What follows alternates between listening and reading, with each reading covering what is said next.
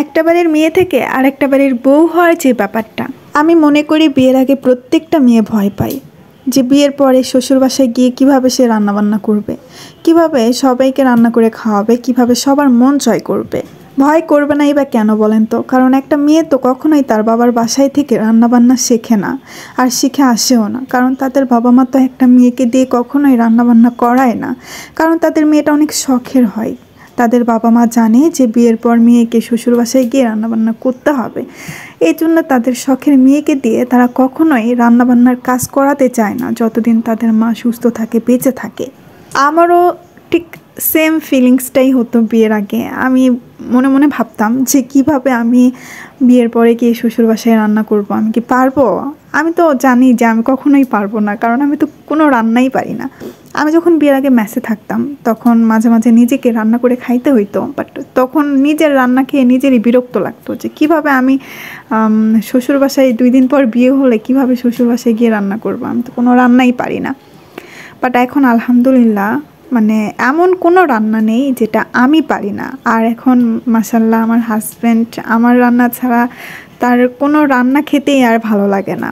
জানি না এটা কিভাবে সম্ভব। বিয়ের পরে এসে মানে জাস্ট একটু শাশুড়ির থেকে একটু দেখাই নিয়েছিলাম আর একটু ফলো করছিলাম যে কিভাবে রান্না করে। জাস্ট মেবি 10-12 দিনেই আমি সব রান্নাই শিখে গিয়েছিলাম। আর কিভাবে যে মানে আমি নিজেও জানি না।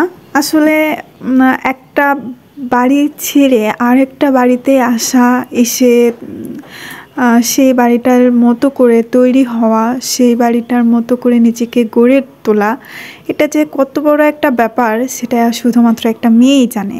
আর সেই মেয়েটার যদি একটু কোনো খুঁত থাকে বা তাহলে তো কোনো ছাড় নাই, পরের বাসায় কথা শোনাইতে একদম মেয়েটাকে শেষ করে ফেলবে। আসলে সত্যি কথা বলতে এটাই যে মেয়েদের জীবনটা সত্যিই অনেক কষ্টের। মানে স্যাক্রিফাইস করতে করতে জীবনের প্রায় অর্ধেকটা সময় চলে যায়। যখন একটু সুখ আসে তখন দেখা যায় যে এমন রোগ অ্যাটাক করে বা এমন একটা কিছু হয় যে তাকে জীবনের মায়াটাই ত্যাগ করে যেতে হয় এই পৃথিবী ছেড়ে। একটা মেয়ে বিয়ের আগে যেরকম লাইফ লিড করে, বিয়ের পরে একটা মেয়ে সেরকম লাইফ লিড করতে পারে না। আমি সব মেয়েদের ক্ষেত্রে বলতেছি না, আর কি বেশিরভাগ ক্ষেত্রেই এমনটা হয়। বাট আলহামদুলিল্লাহ আমার হাজব্যান্ড এত ভালো যে সে আমাকে সব ব্যাপারেই সাপোর্ট করে। আসলে হাজব্যান্ডের সাপোর্টটা অনেক বেশি জরুরি। যদি হাজব্যান্ড সাপোর্ট করে তাহলে যত কষ্টই হোক না কেন দুনিয়ার সব কিছুই ভালো লাগে। আর এখন আমার এই সংসারটা এত পরিমাণ আপন হয়ে গিয়েছে যে এই সংসার ছাড়া আমার আর কিছুই ভালো লাগে না। বাবার বাসায় গিয়েও সেরকমভাবে ভালো লাগে না, মনে হয় যে এটাই নিজের বাড়ি, এটাই সব কিছু আমার। আর সত্যি কথা বলতে এটাও তো সত্যি যে নিজে যদি ভালো হয়, যদি সে একটা মানুষকে আপন করে নেয়, সেই মানুষটাও একদিন না একদিন আপন করে নিতে বাধ্য হয়। তো যাই হোক, কথা বলতে বলতে অনেক কথাই বলে ফেললাম। তো শীত শেষ হয়ে যাচ্ছে প্রায়, তো এই জন্য একটু বেশি বেশি করে সবজিগুলো খেয়ে নিচ্ছি। তো কে কে খাবেন আজকে আমার রান্নাটা সবাই চলে আসেন। আর কেমন হয়েছে অবশ্যই কমেন্ট করে জানাবেন। ধন্যবাদ সবাইকে।